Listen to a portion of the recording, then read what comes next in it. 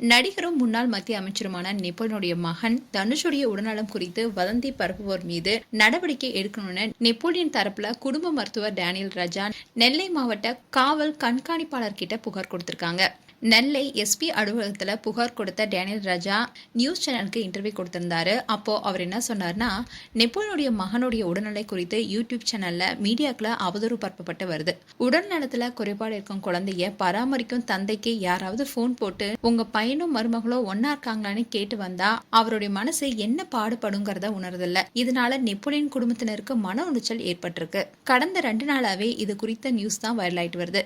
இதனால நாங்க கலந்து ஆலோசித்து எங்களுடைய மருத்துவமனை சார்பில் எஸ்பி அலுவலகத்தில் புகார் கொடுத்திருக்கோம். தசை சிதைவு உள்ள நோயாளிகள் தங்களுடைய வாழ்நாளை கூட்டிக் கொள்ளவும் நோயை சரி செய்து கொள்ளவும் நிறைய சிரமங்களை சந்திக்கிறாங்க. தன்னம்பிக்கையோட 1 வருஷமோ 2 வருஷத்திலேயே வாழ்க்கையில ஜெயித்து காட்டுறாங்க. இது மாதிரியான போலியான தகவல்களால இந்த நோயால பாதிக்கப்பட்டவங்களை சோர்வடைய செய்யும். அவங்களுடைய தன்னம்பிக்கையை குறைச்சிடும். சிகிச்சை எடுக்கவும் யாரும் வரமாட்டாங்க.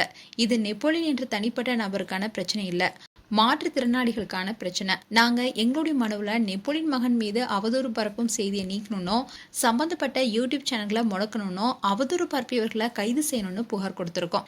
நெப்போலியன் குடும்பத்தினுடைய மன உளைச்சலை அறிந்தே எங்களுடைய மருத்துவமனை அவருடைய குடும்பம் சார்பா எஸ்பி அலுவலகத்தில் புகார் கொடுத்திருக்கோம். இப்படி மருத்துவர் டேனியல் ராஜா அதில் தெரிவிச்சிருக்காரு. இப்போ இந்த நியூஸ் வைரல் ஆயிட்டு வருது. மேலும் நெப்போலியன் மற்றும் மகன் தனுஷ் குறித்து உங்களுடைய கருத்துக்களை கமெண்ட் செக்ஷன்ல சொல்லுங்க. இது போன்ற வீடியோஸை பார்க்க நியூஸ் தமிழ் கிளிட்ஸ் சேனலை சப்ஸ்கிரைப் பண்ணுங்க. மறக்காம நோட்டிஃபிகேஷன் பட்டனை கிளிக் பண்ணுங்க.